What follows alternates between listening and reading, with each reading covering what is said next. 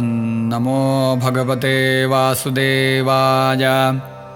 श्रीशुक उवाच नाभागो न भगापत्यं यन्ततं भ्रातरः कविं यविष्ठं व्यभजन्दायं ब्रह्मचारिणमागतं।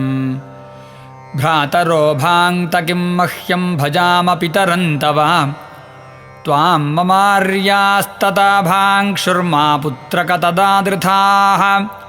इमे अङ्गिरसः सत्रमासतेऽद्य सुमेधसः षष्ठमुपेत्याह कवे मुह्यन्ति कर्मणि।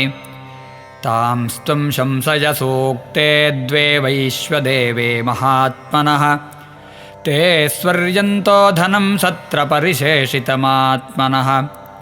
दास्यन्ति ते थतान् गच्छ तथा स कृतवान् यथा तस्मै दत्त्वा ययुस्वर्गं ते सत्र परिशेषितम्। तं कश्चित् स्वीकरिष्यन्तं पुरुषः कृष्णदर्शनः उवाचोत्तरतोऽभ्येत्य ममेदं वास्तुकं वसु ममेदमृषिभिर्दत्तमिति तर्हि स्म मानवः। स्यान्नौ ते पितरिप्रश्नः पृष्टवान् पितरं दधा यज्ञवास्तु गतं सर्वमुच्छिष्टमृषयः क्वचित् चक्रुर्विभागं रुद्राय स देवः सर्वमर्हति।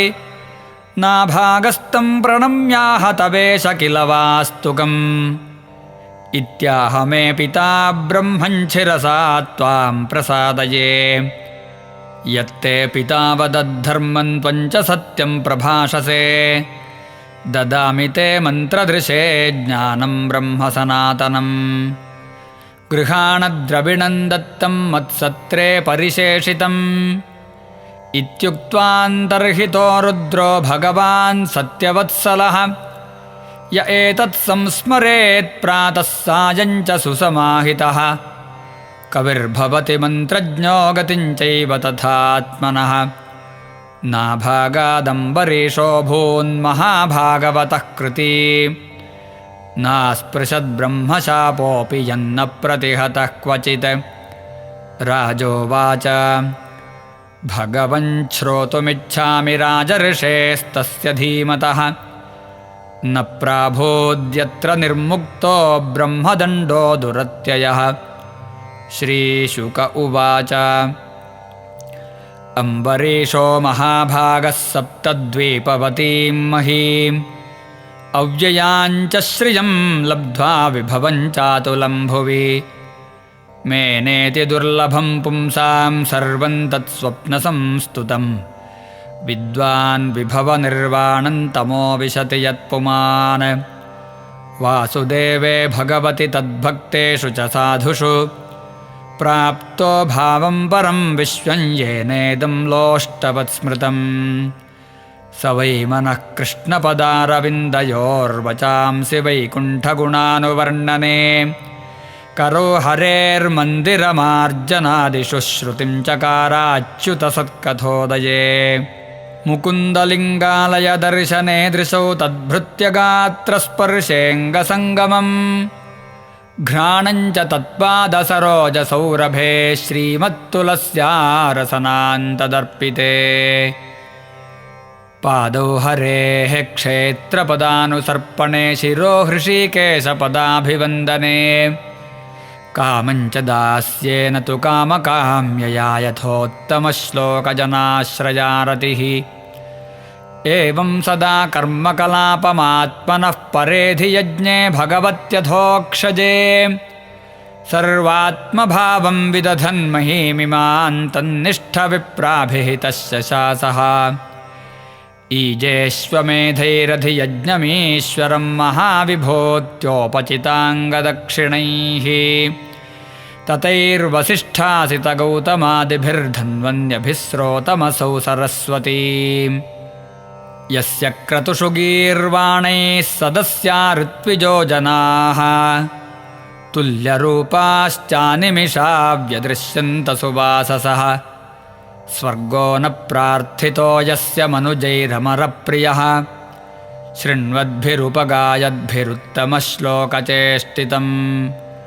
समर्थयन्ति तान् कामाः स्वाराज्यपरिभाविताः दुर्लभानापि सिद्धानां मुकुन्दं हृदि पश्यतः स इत्थं भक्तियोगेन तपोयुक्तेन पार्थिवः स्वधर्मेण हरिं प्रेणन् सङ्गान् सर्वाञ्छनैर्जहौ गृहेषु दारेषु सुतेषु बन्धुषु द्विपोत्तमस्यन्दनवाजिपत्तिषु अक्षय्यरत्नाभरणायुधादिष्वनन्तकोशेष्वकरोदसन्मतिम् तस्मा अदाद्धरिश्चक्रं प्रत्यनेकभयावहम् एकान्तभक्तिभावेन प्रीतो भृत्याभिरक्षणम् आरिराधयिषुः कृष्णं महिष्यातुल्यशीलया युक्तः सांवत्सरं वीरो दधारद्वादशीव्रतम् व्रतान्ते कार्तिके मासि त्रिरात्रं समुपोषितः स्नातः कदाचित् कालिन्द्यां हरिं मधुवनेऽर्चयत् महाभिषेकविधिना सर्वोपस्करसम्पदा अभिषिच्याम्बराकल्पैर्गन्धमाल्यार्हणादिभिः तद्गतान्तरभावेन पूजयामास केशवम् ब्राह्मणांश्च महाभागान् सिद्धार्थानपि भक्तितः गवां रुक्मविषाणीनां रूप्याङ्घ्रीणां सुवाससां पयःशीलवयोरूपवत्सोपस्करसम्पदा प्राहिणोत्साधुविप्रेभ्यो गृहेषु न्यर्बुदानि षट् भोजयित्वा द्विजानग्रे स्वाद्वन्नं गुणवत्तमम् लब्धकामैरनुज्ञातः पारणायोपचक्रमे तस्य तर्ह्यतिथिः साक्षाद्दुर्वासा भगवानभूत् तमानर्चातिथिं भूपः प्रत्युत्थानासनार्हणैः ययाचेभ्यवहाराय पादमूलमुपागतः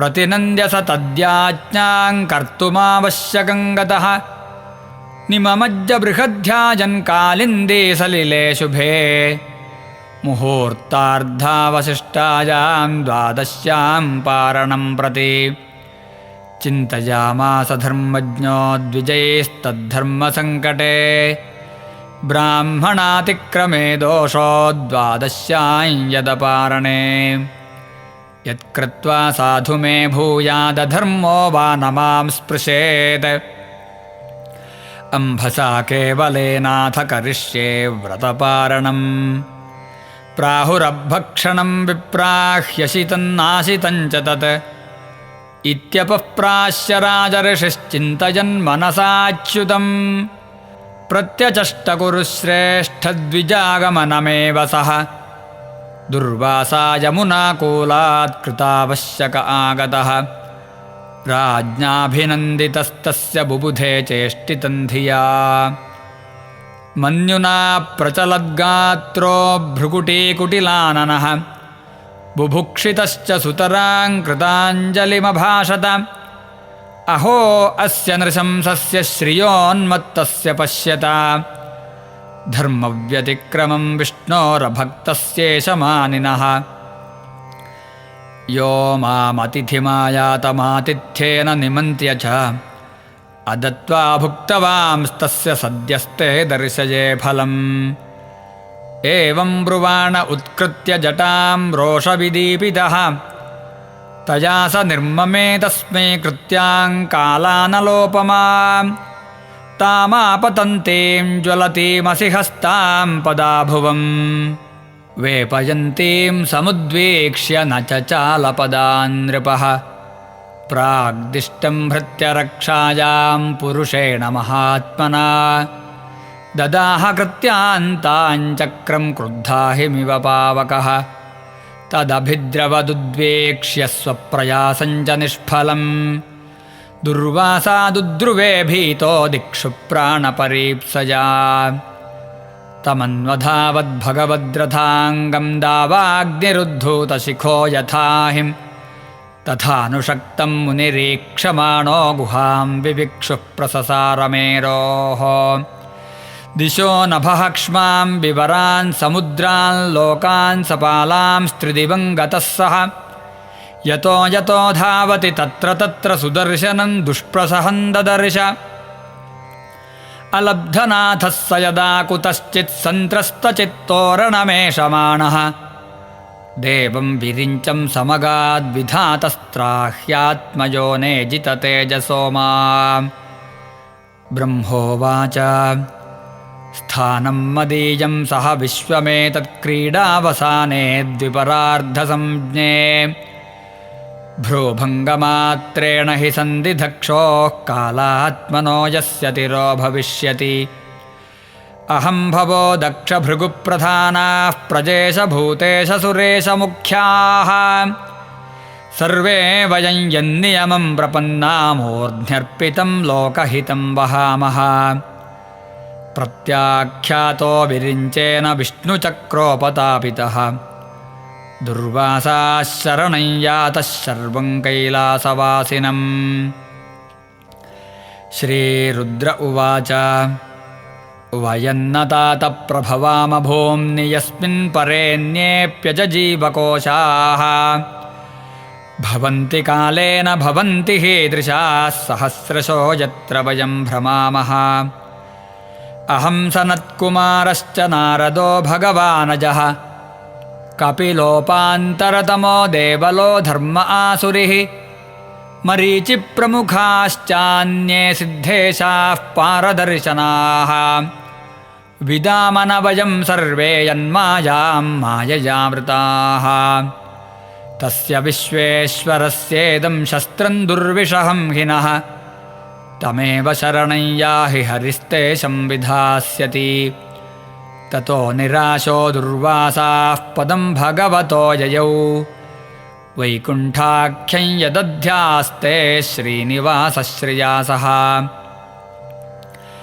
सन्दह्यमानोजितशस्त्रवह्निना तत्पादमूले पतितः स वेपथुः आहाच्युतानन्तसदीप्सितप्रभो कृतागसम्मावहि विश्वभावना अजानता ते परमानुभावं कृतं मयाघं भवतः प्रियाणां विधेहि तस्यापचितिं विधातर्मुच्येत जन्नाम्युदिते नारकोऽपि श्रीभगवानुवाच अहं भक्तपराधीनो ह्यस्वतन्त्रजीवद्विजा साधुभिर्ग्रस्तहृदयो भक्तैर्भक्तजनप्रियः नाहमात्मानमाशासे मद्भक्तैः साधुभिर्विना श्रियञ्चात्यन्तिकीं ब्रह्मन् येषां गतिरहं परा ये दारागारपुत्राप्तान् प्राणान् वित्तमिमं परम्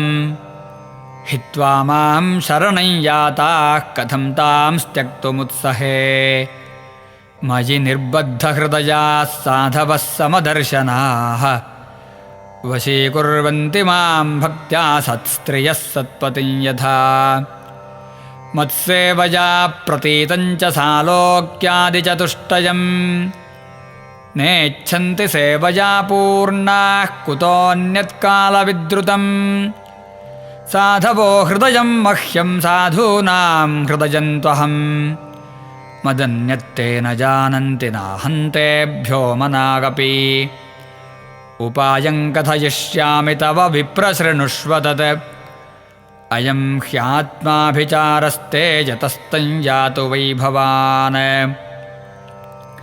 साधुषु प्रहितं तेजः प्रहर्तुः कुरुते शिवम् तपोविद्या च विप्राणान् निःश्रेयसकरे उभे ते एव दुर्विनीतस्य कल्पेते कर्तुरन्यथा ब्रह्मंस्तद्गच्छ भद्रन्ते नाभागतनयन् नृपम् क्षमापय महाभागं ततः शान्तिर्भविष्यति इति श्रीमद्भागवते महापुराणे पारमहंस्यां संहितायां नवमस्कन्धेऽम्बरीषचरिते चतुर्थोऽध्यायः सर्वत्र गोविन्दनामसङ्कीर्तनं गोविन्द गोविन्द।